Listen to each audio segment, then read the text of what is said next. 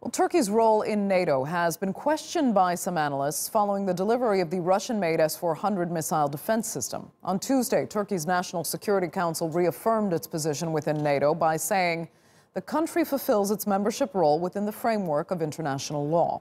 Here's a look at Turkey's contribution to the alliance. Turkey is among the top 5 NATO allies and provides 1,100 soldiers to support alliance missions and operations. Turkey, the U.S., Germany, and Italy conduct support missions in Afghanistan, Kosovo, and Iraq under the NATO banner. NATO has an airbase in Turkey, providing a home for the alliance's radar monitoring planes. Turkey also provides air refueling and coordinates with the international community in the fight against Daesh. Turkey spends more than $100 million a year, placing it among the top 8 allies to have contributed the most to NATO funding. NATO's land command barracks are in Turkey's third largest city, Izmir, and there's a radar ballistic missile defense system in Kurajik in eastern Malatya province.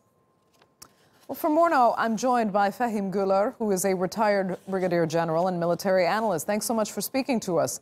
It seems Turkey wants to reinforce that it is indeed an indispensable member of NATO, and even if there is a disagreement with the United States, Turkey and NATO are on the same page.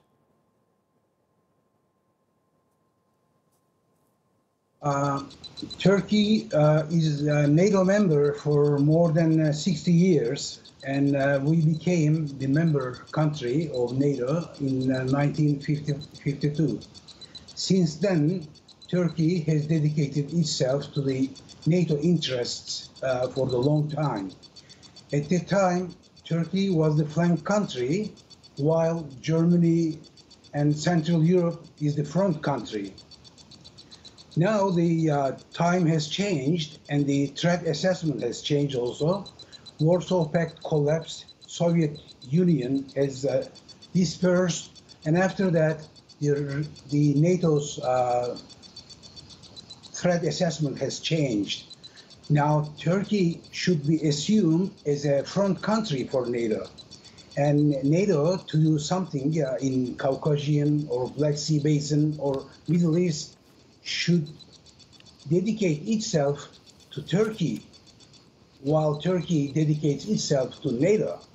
But on the other hand, according to the NATO Article 5, all NATO member countries should assist and help the member countries' national interests. So in Middle East, Syrian and Iraqi and Libya problems, crisis, let's say,